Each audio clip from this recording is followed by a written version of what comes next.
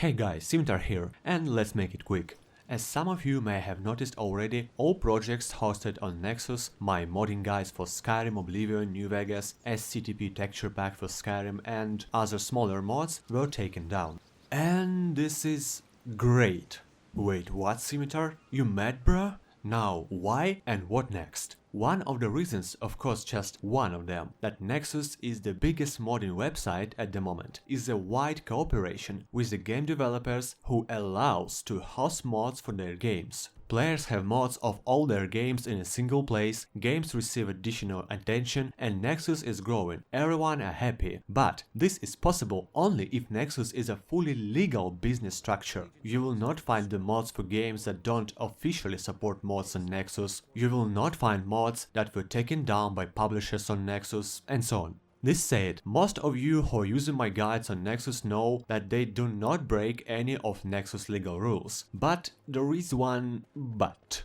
I am a YouTuber and informative content creator in the first turn. So for example, my Skyrim guide mentions Dragon Combat Overhaul, which was deleted from Nexus by author long ago, but I still mention it because it is a great mod. Or my Fallout videos and reviews recommends to use some other mod that also was removed from Nexus. Some other video of mine showcases the mods which are using assets from other games. The mod author who is making those mods is not making any profit of his work and do it just for fun, so it is not illegal, but it is in sort of grey zone for a purely legal website, which Nexus is. Such an author is not only can't host his mods on Nexus, but even from other author's site, it is forbidden to not only link, but even mention such mods. For example, not so long ago, I received a warning from Nexus moderator for having screenshots of my own ENB preset, which unluckily had NPCs affected by one of those mods.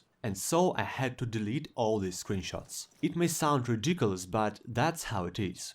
Between vastly majority of mods hosted on Nexus, I of course review and recommend to use other mods that are not hosted on Nexus. In Discord community server, people may share some abandoned or deleted mod files to each other for private usage and so on. And all this would be nothing bad in general, but part of my work, namely my modding guides, are hosted on Nexus, and so there is a tacit binding between my work, my reviews, recommendations, personal opinions, and my community and the Nexus. While I, as a Nexus author, didn't break a single Nexus rule in 2 years, my own work in general is not something Nexus would like to see bringing sort of unneeded attention to their platform. Since my channel started to gain still of course small, but at least certain weight in the Bethesda community, Nexus decided to cut this, let's say, connection between them as a fully wide platform and me, as an author whose reviews, recommendations and links may lead to this grey zone. And on practice, it looks as deletion of all my works on Nexus, even none of them was breaking Nexus rules, and banning the right of publication of any my projects in principle, be it my own mod or a guide.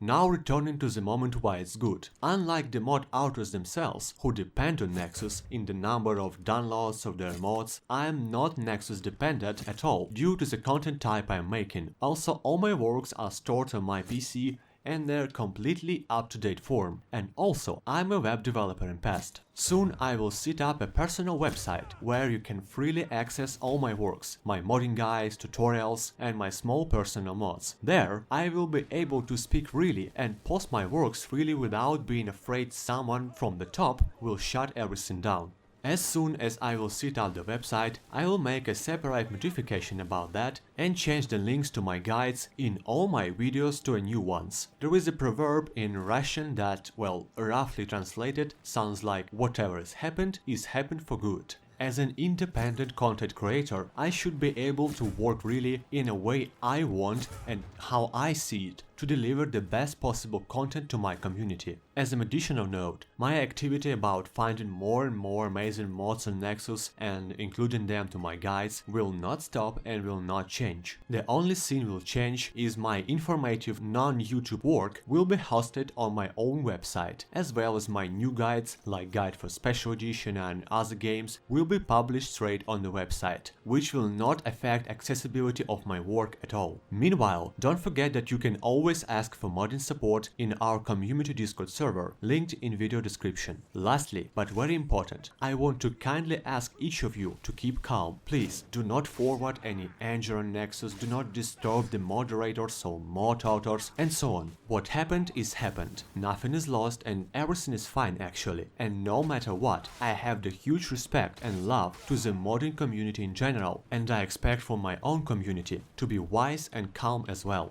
That's it for today. Thanks for watching guys, and see you soon. Sinitar Gaming here, signing out.